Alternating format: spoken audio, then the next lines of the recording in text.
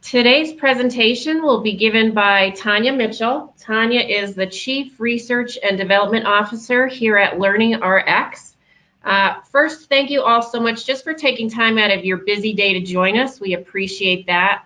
We will be emailing all of you a link to today's recording so you could listen to the webinar again or share it with others who might benefit from today's discussion. We've got a lot of great information to unpack for you today, which we think you'll find very valuable. Please feel free to send us your questions through the online chat panel. You'll be seeing that here in just a second. We love guest questions, and we'll take time at the end of the presentation to answer as many of those as we can. We also have a few documents to give you, so please feel free to download those at any time. They're free for the taking. And for those of you who can stay with us through the end of today's webinar, we'll be giving you a link to download a chapter of a newly updated ebook. It's titled Unlock the Einstein Inside, Applying New Brain Science to Wake Up the Smart in Your Child. And the book, by the way, it's now in its third edition, was co-authored by Tanya, who again you're going to meet here in just a minute, and she'll explain a little bit more about its content again near the end of today's presentation. My name is Lisa Jewell, and I work with Tanya at LearningRx. Our world headquarters is located here in beautiful Colorado Springs, Colorado. On Sunday, we had about 8 inches of snow and 17-degree weather. And today, the snow is almost completely melted, and we're about 55 degrees. So welcome to Colorado Springs. As we often do, we'd like to open up our webinar with a quick poll that you'll soon see on your screen. And basically, today's question asks, on a scale of 1 to 5, how healthy do you think your brain is?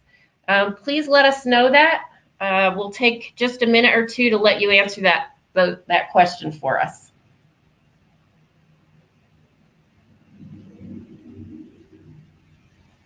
How healthy do you think your brain is, Lisa? On a scale of 1 to 5, I'm thinking about a 4, 3.5 to 4. Yeah. Fine with aging, it's definitely changing, especially my memory. Yeah.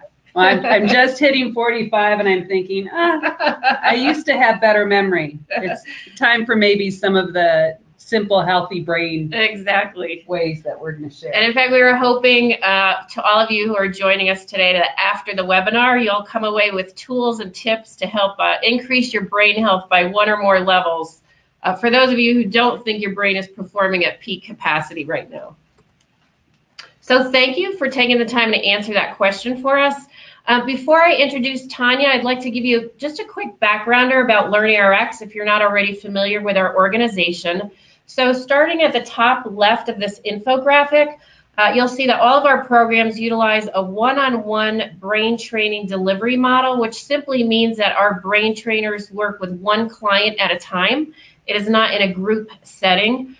There at the bottom left, last year, we celebrated a special milestone when we trained the brain of our 100,000th client. And actually, our goal is to triple that number within the next few years. And as I often tell parents and educators and the clinicians who we come in contact with every day, we don't share that milestone to boast, but we really just want to let people know that we've been in the brain training industry for a very long time. We are super passionate about what we do, and we plan to stay and grow in the one-on-one cognitive training industry for many, many years to come. There at the top right, LearningRx's brain training programs really focus on training 7 core cognitive skills that make up our IQ, our intelligence quotient. And those core skills include attention, processing speed, working memory, logic and reasoning, auditory processing, visual processing, and long-term memory. And then finally there at the bottom right, you'll see that our clients range in age from preschool to seniors, and we're honored to serve them all. Today, Tanya will share with you, again, the 6 simple ways to make your brain healthy. In addition to some brain training activities, she'll give you some really interesting insight on our recent brain training research, and specifically some research related to seniors and mild cognitive impairment. And as I mentioned, we will leave time at the end of the webinar, which will go about 35 minutes or so for your questions and answers. So again, we encourage you to send us those questions via your chat panel. So with that, I am excited to introduce you to Tanya Mitchell. Tanya has worked with LearningRx, training brain trainers, so training the trainers and delivering our programs for 22 years, I think it is this year. Tanya, welcome, and the mic is yours. Thank you. So normally when I start a webinar, I'll start with my immediate family, my 4 kids, and my husband. And within our family, we have all different learning struggles and, different levels of performance. But today I'm going to share a picture of my father, who is Dr. Ken Gibson. He's the founder of LearningRx. And almost 10 years ago, he got very, very sick. He got a brain infection. He was hospitalized for 5 days. And they told us that when he got better, that his memory would come back because he didn't have any short-term memory. And a few months later, his skills were still gone. So he had some type of brain injury or something.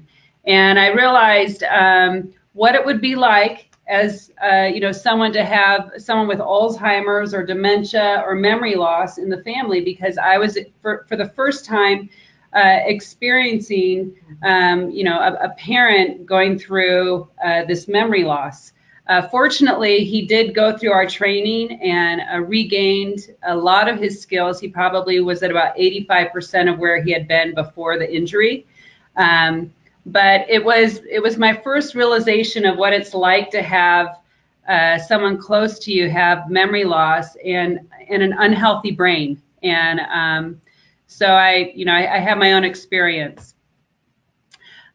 So this is an interesting graph. This is not our graph, but it does show why you need to keep your brain healthy, because as you age, then you're going to have a natural decline of cognitive skills. In fact, you hit your mental peak at about age 30, and I'm in my mid 40s now, so I am past my late 50s. Yeah, late 50s. So we're in our past our peak.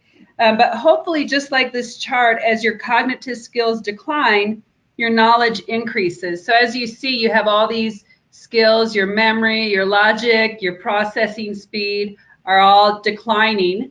But the one thing that is increasing is your verbal knowledge, right? So hopefully it makes up for it. But what if you could have both would be the great question. So we're going to discuss 6 simple ways to keep your brain healthy. And these are the pillars of brain health that you'll find, a lot of people talk about. Hopefully I'll share some new research and information that will make more of these healthy ways stick for you. And the first one, of course, we all hear about this, is exercise. Because exercise releases an important chemical, including different neurotransmitters that improve attention, perception, focus, and mood, as well as something called BDNF. And that's a protein that acts like a fertilizer for your brain. In fact, in a new study published by the Journal of Neurology, researchers set out to find an exercise prescription for the brain. So they went ahead and scanned nearly 100 existing studies that connected exercise with more than 122 different tests of brain function. So it's a pretty big study. Mm-hmm. And based on the data that included more than 11,000 older people, they found that people who exercised about 52 hours over a period of about 6 months showed the biggest improvements in various thinking and speed tests. So on average, people exercise for about an hour 3 times a week. And the effect applied to both people with cognitive decline as well as those with mild cognitive impairment or dementia, which we'll be sharing some more research with in just a second. So by all means, we can all do some type of exercise at least 3 times a week, and you're going to have a better brain. And if you ever Google BDNF, you also see it's linked to happy. It's sort of like that happy, yes, And so it helps with depression and other things as well. So here's number 1. And this is a video that actually shows how BDNF works. And what happens is as you get this BDNF, you're going to see that it makes those neurotransmitters connect better to each other. Do you see that? That's a pretty cool video. Our research director put that video on for one of our presentations. And those connections then, Tanya, mean just improved brain performance, yes? Yes. Got it. So, and my background is not in neurosciences exactly. In fact, I just attended a SFN event, which is Society for Neuroscience. About 80% of them do not work on humans. So we are one of a few clinicians there. But okay, so the next one is obviously it's health. It's healthy eating, and nutrition is considered one of the most important things you can do for the brain, because every bite that you take, people will say you're either fighting disease or feeding it, which is a hard thing for us to hear. But did you know that 80% of neurotransmitters are produced in the gut? So if you want your brain to function well, you have to feed it well. And these are considered the two top brain killers. So it's sugar and grains. Sugars and grains and processed foods cause inflammation in the body and the brain. They are neuroinflammatory. So some people even say that Alzheimer's disease is starting to be called the type 3 diabetes. So that will be interesting research as they go along. But it's because it's directly related to blood sugar and insulin regulation. The average person eats 22 teaspoons of sugar daily and 152 pounds of sugar per year. Wow, that's incredible. I know. But I do love a good sugar treat, some ice cream. So our research director Dr. Amy Moore implemented this as part of the study that I'm going to show you. But she suggests, because people had such difficulty following this diet, and we discussed earlier, when you hit your 80s or you're almost 90 and you think I've been eating this way all my life. Exactly. It's kind of hard to change habits. It's hard to change habits. So she suggests a 90-10 rule. So eliminate sugar and grains about 90% of the time and enjoy them the other 10% of the time. So I don't know how that relates in real life, but if you do want to keep your brain healthy, please consider your diet and what you're doing. And there's a lot of new research on this area. Number 3 is stay healthy. So you can reduce your dementia risk by managing your blood pressure and avoiding things like diabetes and obesity. So taking care of your heart equals taking care of your brain. And so make sure that you visit your doctor at least once a year. There may not be any overt medical issues, but doctors can make note of any trends, weight gain, higher than ideal blood pressure, and the like, and then they can help act to reverse those before they become more serious problems later. And special note to the men watching the webinar, or for those of us that have men in our lives, whether it be spouses or children or parents, men tend to avoid doctors. I do myself. But surveys show that nearly 60% of men won't even see one if they think there's a serious health problem. So just like when my father lost a lot of his memory skills, I sort of had to step up and become his advocate for him, because a lot of times when you have memory loss, you're okay with it, which was really weird for me, because my father had always been a very driven, energetic person who worked, tirelessly most of his days because he enjoys it, and all of a sudden it just stopped. So I knew that he would have wanted more. So that's why I had to go ahead and push him a little bit. Okay, number 4, sleep. Sleep is like putting your brain through a car wash. And aren't we all happy that this is one of the ways we can keep our brain healthy? Where it's like a prescription for sleep, right? We need to sleep. So it's important for you to get maybe 7 to 9 hours per night. In a 2017 analysis that combined over 27 studies, They looked at the relationships between sleep and cognitive problems, including Alzheimer's, and overall, poor sleepers appeared to have about a 68% higher risk of these disorders. Wow. So get your sleep, you guys. Make sure, every night. Here's actually some suggestions. This is from the National Healthy Sleep Awareness Project, where if sleep is an issue for you, this is what they would suggest you start with to get some better sleep. So, number 5, social interaction. One study showed that people who live alone or were single and report little or no close social ties had a 60% increased risk of dementia. So make sure that you stick close to friends and loving relationships because it's going to help preserve your thinking skills. And, whether it be if you have friends or maybe volunteering, maybe trying a new activities, they have all these new ways to interact with people in your community. I know I'm part of Nextdoor. There's HOAs if you wanted to volunteer. But try some new activities and also just focus on the most important relationships in your life. That's going to keep your brain healthy. And hopefully your friend's relationship or your family's brain healthy as well. Okay, number 6, brain training. And this is really where our expertise lie. The other areas, those are pillars of brain health. This is where we really shine. So brain training increases neuroplasticity, and I'm going to show you what that means in a minute. It helps grow new neurons. And research shows that the more you train the brain, the more protective benefit from dementia you get. And you've probably all seen these types of activities. So when you read about brain health, they'll give you different mental activities. Here's some different computer apps you could download.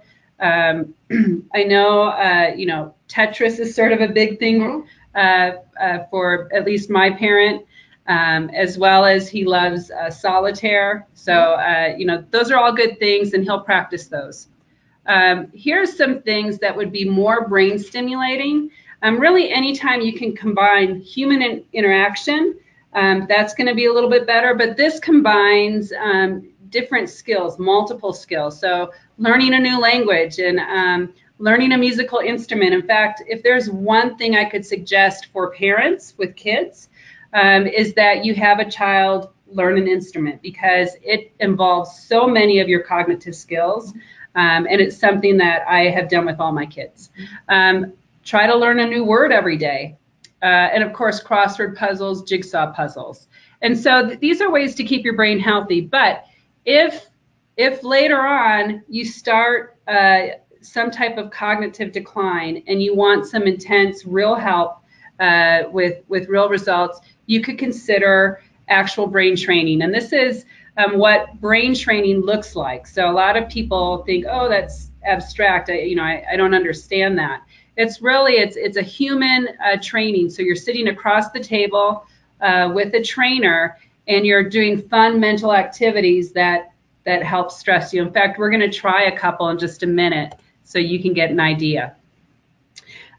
When you're focusing on getting brain training or training your brain, you want to consider the 7 core cognitive skills that make up your processing or your ability to perform. That would include attention, working memory, processing speed, logic and reasoning, long-term memory, auditory and visual processing. And so this is your processing where you have that knowledge bank so that, that's how quickly can you get to what you know and how well do you retain what you learn. And you could see that went up on the chart, but these processing skills went down. So that's going to be our focus. So here's an example of one of the strategies that we start with in our training. Our goal is to take the strategy and make it like a real skill, very automatic. But I thought you might enjoy this. So these are actually the presidents of the United States, starting with the first president of the United States. And this is using funny pictures and funny links to remember a list. So, for example, if you see on the very left, there's a man who's watching a ton. And if, of course, if a ton was hanging over your head, you'd be watching it too. So watching a ton will remind you of Washington. And what's funny about the lady who is actually holding the ton? It's her head, right? And her head is a superpowered head. Do you know where the superpowers are coming from? Adams. Yeah, Adams. And Adam will remind you of President Adams. And then, so it just continues. So she's patting her son on the head. Her son is a chef. That's for President Chef, her son, or President Jefferson. So you have Washington, Adams, Jefferson, and he's cooking a son. Does that son look happy or mad? Mad. Mad, because he's a Madison. He's a Madison for Madison. And then on one of his sun rays is a man in a rowboat, and that's President Monroe or Monroe. So this is one of one of the activities or one of those mnemonics that you can use, and we could actually use that to remember the 6 simple ways to keep your brain healthy. So maybe you can visualize yourself lifting weights, but when you look down at that barbell, instead of a barbell, there's apples on each side. And it's making your heart race, and you get tired, you go to sleep, and then maybe you have a dream of your friends, and your friends are all doing a puzzle. And so that's one of the ways that you could remember the 6 simple ways to keep your brain healthy. And this strategy can be used for all types of things. So one thing that you could do at home is, let's say you need to go to the grocery store. Instead of writing it down, try to visualize those types of links to remember your grocery list. Maybe list of errands. And there's ways to remember names of new people. So you could try to create a funny little story to remember someone's name. Okay, so let's try some of the other activities that we have at our centers. And this is actually an attention visual processing procedure. And I'm going to add a metronome to it. So if you're with other people and you want to close the door, now's the time to close the door so that you can all try this with us. So these are called attention arrows. So the first thing we're going to do, number one, I'm going to have Lisa do this. Okay. She's mid-50s, so she needs this a little bit more than me. Yes, I do. So what I'm going to have you do is just do the color of the arrows. We're going to start from left to right, okay? And I want you to do it on every other beat. So it'd be right, or sorry, it would be blue, yellow, red. Go. Blue, yellow, red, green, red, yellow, blue, red, green, blue, red. Excellent. Good job, Lisa. Give me 5, girl. Woo. All right. So next I'm going to have you do the direction of the arrows, So okay. Be right, up, right. Ready, go. Right, up, right, down, up, right, left, left, down, down, up. Good. And so one of the keys is that she has me with her. So as a trainer, if she's off task or she wants to stop, or off beat, then I can chime in with her and keep her going. So one of the keys to human or personal brain training is this interaction where right when she wants to give up, that's usually when good brain training starts. And so I'm going to be here to encourage her, to keep her accountable to her goals, to keep her following through so she actually develops skill. Okay, so now we're going to do the fun one. Everyone, we're going to do a color direction, okay? So this is multitasked skill. Are you ready? I think so, So yes. It would be blue, up, red. Okay, here we go. Ready, go. Blue, up, red, down, red, right, blue, left, green, down, red. Good job. You did better this time. I did. Good. And then we could even add more skills. So one of the great things about brain training is when you're working with someone, you find out what they can do, and you're working at just what is difficult for them. So you're pushing them. So everyone has different levels, and I'm going to show you what that means in just a minute. All right, let's try a short-term memory task, okay? Okay. And this is something that we do. Also, her verbalizing what she's doing is important because you're using different skills that you have. And so, you can't do that on a computer program. So you need some social interaction so you can verbalize answers here. Okay, so we would say this card, 3 blank blank, blank 5 blank, blank 9 blank. So I'm going left to right, doing the first, then the second, then the third row. Okay, so Lisa, what did I just say? 3 blank blank, blank 5 blank, blank 9 blank. I think you are right. Yeah. Okay, good. Okay, so everyone, what we're going to do is to make this really more of a visual spatial memory task. I'm going to ask you to count to 3 while you're looking at the card, and then we're going to turn the card off. Are you ready? Get set, count. 1, 2, 3. Blank 6 blank, blank blank 7, blank blank 4. You did it. You did it. Okay. Hey, let's make it just a little bit more difficult for Lisa. We can all enjoy this, right? Yeah. This time, you're going to add 2 to every number. Ooh, okay. Are you ready? Okay. Good. She's getting free brain training today, folks. Which I need. So we're going to add 2 to every number. Here we go. Ready? So we're going to count to 3 out loud while we look. And then once it goes away, then you'll add 2. Are you ready? Okay. Get set, count. 1, 2, 3. 10, 4, blank, blank, blank, 5. I don't remember blank, the last. Blank, blank. You did it. You did it. Good. Okay. And so LearningRx has over 200 different procedures. And of course, when we work with adults, it's going to be a little bit of a different experience than kids. But it's sort of like you have a really good, if you were to go to a personal trainer at a gym, you have a really good sit-up and a really good jumping jack and a really good push-up and a really good squat, and it would work for anybody. And brain training is basically the same way. So if you have a really good memory procedure, you can use it with anybody.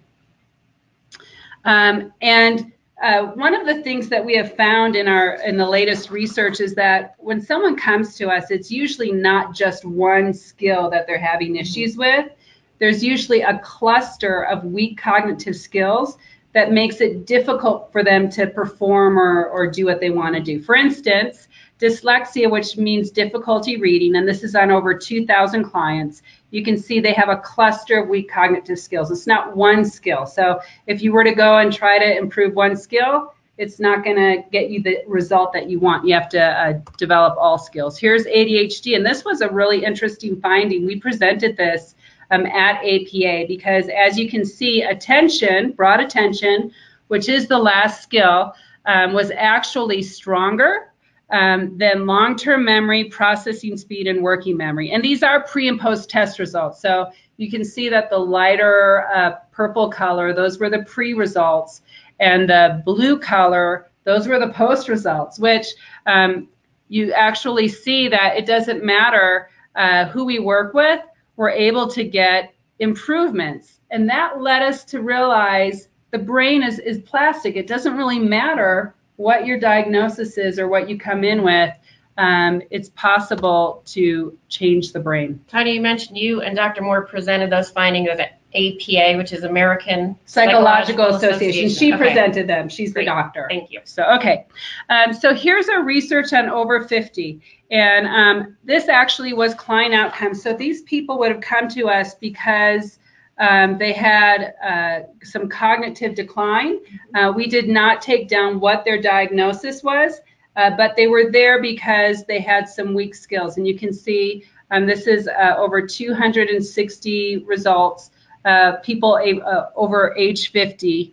And whenever you have a skill, within the 40s and 30s, then that's probably good. These are probably people who were high performers at one point, and so it doesn't seem quite as low. But when you are a high performer, then when you have cognitive decline, you feel it a lot more, yeah.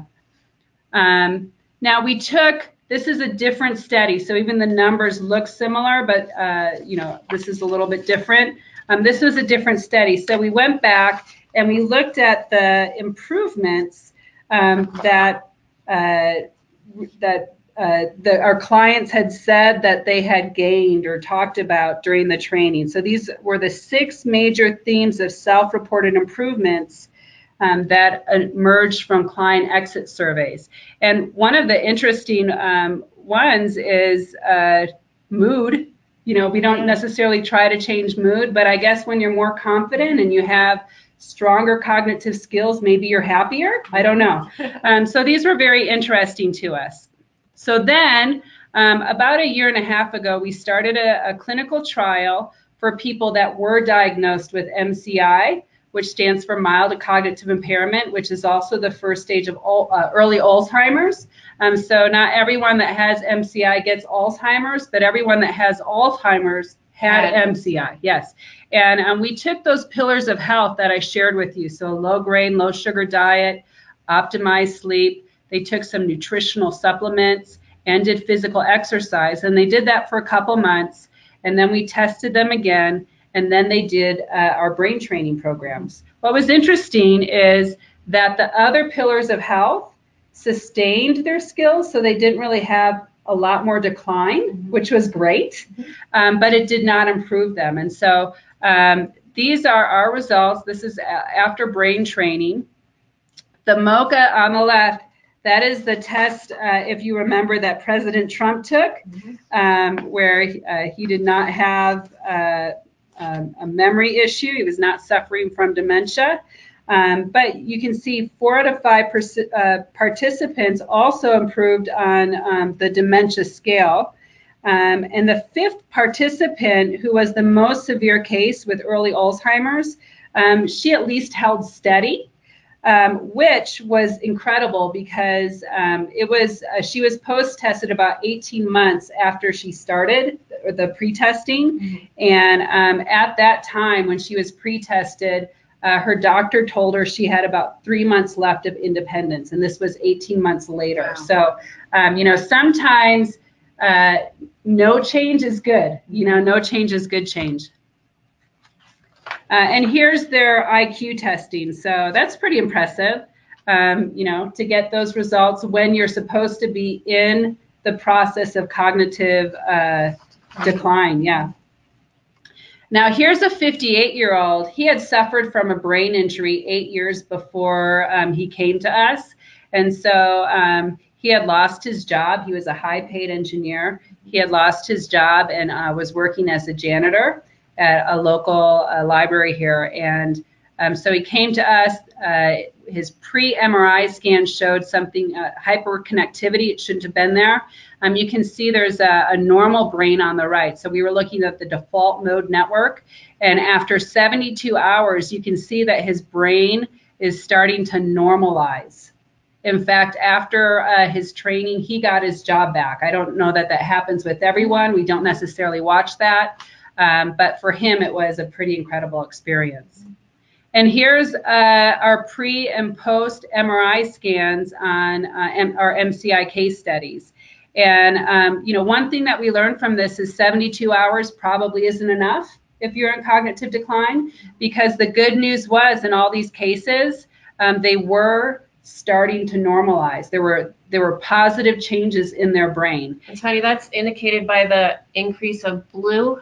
Blue is a very good indicator of improvement. So blue is, at least this blue here is anti-correlation, and it's one of the things that goes away when you have Alzheimer's. So that's an indicator. And so the fact that you can see increased anti-correlation in the some of the post MRI scans, that's very positive. That is exciting, or what research like to call hopeful, because they don't like to put any end proven type of thing on there. So they'll say it's hopeful. Okay, so what would be your next step, or if it's a family member that you're talking about? I think the first thing I would do, and this is something that I do with my family members, is just to have an annual brain health check. And we have a really easy way for you to do that. And so you can go to any one of our centers and ask for this health check. We have a peer-reviewed, normed, validated test called the Gibson Test of Cognitive Skills. It takes about 45 minutes, and that will help you know where you are. And then next year, if you feel anything, you can go get a test and you can see, if you had any decline. It's just a really good indicator of brain health. So strongly suggest getting an annual brain health check. The test is normally under $300. So if you went to a professional, you could be paying $1,000 to $2,000 for this type of testing. But you can go to a LearningRx center, or if you're international, a BrainRx licensed provider to get this check. So as we mentioned right at the beginning of the webinar, we have completed our third edition of this book called Unlock the Einstein Inside. And if you want to read more about the story of how my dad lost his memory and regained his memory skills, you can go to chapter 7, which is a new chapter on brain injury. So that's new to this book. And we will give you a way to download this book. We'll email everybody with a way to download this book. And the Gibson, so as I mentioned, the Gibson test of cognitive skills. If you would like to sign up to take the test, at our centers we offer an interactive test. So you have the human aspect to it, keeps you on task with your test. And so you can go to LearningRx.com and put in your zip code to find the closest LearningRx center. This is also the first start where if you know you have a memory loss and you know you want to do some brain training, this would be the first step to start that process as well. So you get your test, you get a consultation, and then they can figure out a plan for you that will work within your schedule to get you back your memory skills, right? And so if there are no centers in your area, you can take this test at home at gibsontest.com. But I would strongly suggest you want someone to go over the results with you. So if you can go to a center, you get a consultation with your test, and then a whole plan. So, okay. So key takeaways from today, and we are opening ourselves up to questions. So if you have any questions, you can start typing those right now. So key takeaways for me, I guess, from learning the different things were feed your brain, and I'm a big lover of food. I consider myself a foodie. Train your brain, keep your brain active. I know retirement sounds good, but you cannot retire your brain when you retire. You got to keep it going. You have to keep very active. And of course, exercise, and that's something that I would like to start. I need to start exercising 3 hours a week. And Tanya, we already have some really great questions coming in, so why don't we get started with those? The okay. First is, can the test, the Gibson test of cognitive skills, tell me if I have mild cognitive impairment? Will the test reveal that? So it's gonna, if you look at a test result here, let me show you. So if you see this, you're gonna get this 8-page report, and it's going to show you what skills are weak and what skills are average or strong. But we do not diagnose. We leave that to the professionals. But it may be a good indicator of if you need to go to the professional, if you want to get more help. So use this as an indicator. We do not diagnose in our centers. We do have some professionals that run centers, but LearningRx does not diagnose. I'm telling you, that spider graph on the right where we see white indicates where there's room for improvement. That indicates where there's room for improvement. Yeah. So that's sort of one of the interesting graphs that you get. Yeah. Okay. Here's another great question. Can my daughter, age 23, benefit from LearningRx after she had a concussion 2 years ago? She has foggy thinking since then. Okay, so I didn't put up one of my most favorite MRI scans, but it is someone who suffered multiple concussions, so he would have been considered to have a diagnosis of post-concussive syndrome, and his MRI scans are probably my favorite. He had like no firing in one area of his brain before training, and afterwards it came back. He re-enrolled into college. We have worked with people that have Down syndrome. So even, maybe they start lower cognitively, but Down syndrome would not be an indicator that you cannot improve the brain. You can improve cognitive skills. So in both cases, concussions or Down syndrome, we have seen improvements. Great. And that, in fact, was one of our next questions. Does LearningRx work with young adults with Down syndrome? Yes. Great.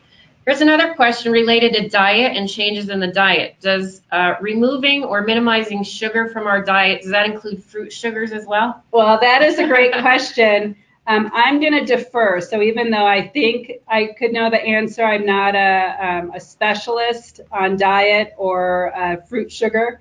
I'm sure that the sugar that you get from eating a whole fruit, I think they would say is better than maybe juice.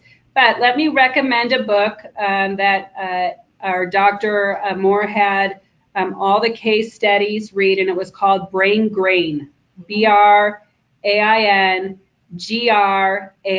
Brain Grain, and I think that will give you the diet that they were on. Okay, great.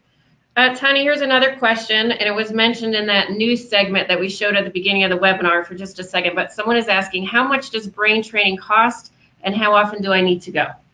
So that's a great question. What we do is we take about 2 years of therapy, 2 to 3 years of therapy, and we condense it into months so that you get the result in months versus waiting years. Our minimum amount of hours is probably around 60. Most people will come for over 100 hours. It just depends upon what you want. Do you just want cognitive improvement? Do you want reading improvement? Do you want academic improvement? So all of those are going to be, based solely on test results and what you want. The fees range, it's like any personal training or therapy. So they just range in price depending upon your location and also overhead and costs. Okay. The next question is asking, how long would a client retain results? So after the program and I get my post-training results, how long can someone expect to retain them? Yes, and that's a great question. We've done a lot of research. We've done year follow-ups with our struggling students, so younger kids. But I've always said, you go through training, and then the good news is that child with their new cognitive skills is put into a forced learning environment, which I call school, right? And so whether or not they want to do math that day, they're going to do math. And so I think that keeps their retention pretty high. I would say that for adults, especially those that have had brain injury, or even my father who had, memory loss, that you may need to do brain training forever. Maybe not in the same intensity. Maybe it's twice a month or something like that. But what you would do is you would start with this boost of training. And right now, our Alzheimer's case studies, they're doing 120 hours now. So we didn't quite double the hours, but we're going with 120 hours to see where we go. And after that, the likelihood is maybe 1 hour a week for the rest of your life. But if you can do that and maybe maintain some of your daily life skills versus maybe needing assistance or going to a memory care facility, it's a lot cheaper, and you got to keep it. And we don't know what the results are. We don't know when they stop retaining it or how far we can go. So that's still a question. Okay, Tanya, a lot of great questions related to Alzheimer's. It says, can this program work for someone in their mid to late stages of Alzheimer's? So we don't know the answer to that. We worked with, I think the one person in the case study where she didn't have a lot of improvement on the test, but she maintained skill. I think she was later on, and I think we're working with a stage 2 right now. Okay. So, but honestly, if you can do things with them, we do have partner programs. So if you're working with someone that is late in the stage 4 or something, there may be activities that where they come in, they do some training, and then a close family member does more training at home. We have one of those cases going on right now, and maybe it works. I don't know what happens as you hit later stages. Okay. This participant is asking, can you speak to the importance of keeping brain training fun? Sure. Even while Lisa and I were when she was doing her training, we have what we call high five moments. And all of you know what it's like to work hard, meet a goal, and have sort of that euphoria. And that is part of personal brain training, is that you guys, you create a goal with your students, And then when they work really hard, they hit it, you high five them. It's like this little party, this little 5-second party, and then you go back to work. So yes, our clients, we ask them an exit survey at the end. How likely would you refer friends or family to LearningRx? And we average a 9.6 out of 10, and we've averaged that for almost 10 years since we started. And that's because it is fun. You see your improvements. It's just a real win-win situation. And I would say, just to add to that, if any of you are interested, we have a website. It's www.studentshoutouts.com, and there you'll see just real client testimonials from both kids and adults. So you'll hear about in some of them how, they came into the program thinking it was going to be this horrible exercise, but in fact, it really became an exercise of fun in addition to it being intense and effective. So. Yeah, actually, one of my favorite videos is a senior lady named Bobby. So if you go to studentshoutouts.com and look up seniors and find Bobby, it's one of my favorite videos. So it was, she won the ability to do a pie in your face day with her trainer, and I love it. I watch it. If I'm ever feeling down, I just go watch my Bobby video. Will this help, I'm assuming she's meaning, or he, the test, will the test help or brain training my child with ADHD? Yes. And we actually have randomized controlled trials. We were just published in the last month with a randomized controlled trial for people diagnosed with ADHD. It was a small study, but you can see we had client outcomes of over 5,400 to look at as well. And it also was a qualitative study, which means that we looked at change in behaviors and change in real life activity, and they all had significant change in their real life. So, and you can look up that study at LearningRx.com, or you can go to our research institute, which is gibsonresearch.org, and you can see all of our peer-reviewed articles. And in fact, just on the intake data that we collect from our clients, I believe the number is roughly 33% of all of our clients to date have had a pre-diagnosis of ADHD. So we serve a pretty big audience of children and adults with ADHD. Yeah, my own son, and this doesn't always happen, folks, but my own son was diagnosed with ADHD. And after his second round of training, he no longer qualified as ADHD. And it changed his life, and it changed my family life. So I'm really strong component on it. Opponent. Advocate. Do you think, this is a unique question, do you think the training will help a 54-year-old woman with brain cancer? I don't know. I think that's a tough one. We have, in fact, we just posted a news story on chemo brain. So one of our clients, and actually it was maybe 3 or 4 years after she had chemotherapy and then went through LearningRx brain training. So I don't know the answer, but if you are no longer in treatment and the radiation or chemotherapy have caused you to have memory loss, then I think you should consider brain training, because we have at least beginning results in that area where they have seen improvement in those skills. Okay, just time for a couple more questions. This is another unique one. Can this program work for someone who has experienced cognitive decline or memory loss due to post-traumatic stress disorder? So I'm going to not answer the post-traumatic stress disorder. What I'm going to say is that if you go get tested and you see that their memory is low, I believe that our program will help them.